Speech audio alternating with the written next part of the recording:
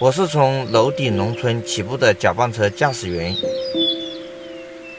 到现在拥有200多台混凝土搅拌车，服务于7个3吨混凝土搅拌站，一年运输营收达到了8000万到1个亿左右。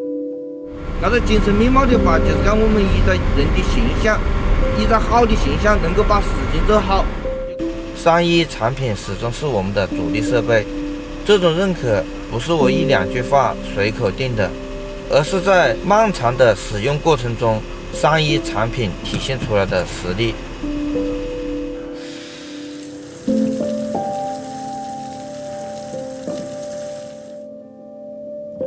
我原来在3E开平地机，还得过3E人物，后来出来创业做平地机租赁生意，每一代的3E平地机我都用过。看着驾驶越来越舒适，越来越智能，我也算是继续升级的直接受益者。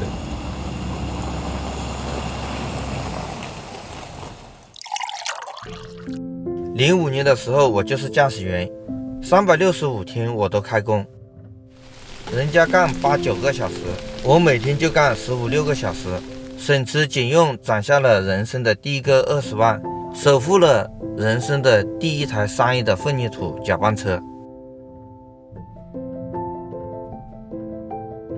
天道酬勤是我们这一代草根的致富密码，但是做企业还要敢于迎风破浪，光靠勤劳是不够的。搅拌车让我看到了机会，我就带着家乡的几百号兄弟共同来创业，大干一场。我刚落雨啊，我有雨水接起来，看到我钓鱼啊，可以啊。3E待遇好，加上我也肯干，很快就有了一笔存款，有了自己买设备的想法。这个念头一动起来，很快就付诸行动，就买了一台平地机。那时候活好干，钱也容易赚，基本上这个工地搞完，那里就有工地接着了，没有空档期。我们属于早期那一批敢想敢干的人，也确实获得了想要的收获。现在产业转型都处于比较迷茫的震动期，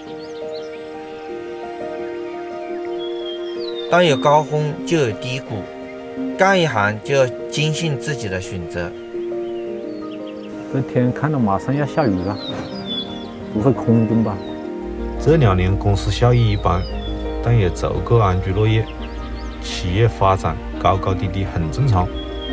特别我们这个行业要借国家建设的春风。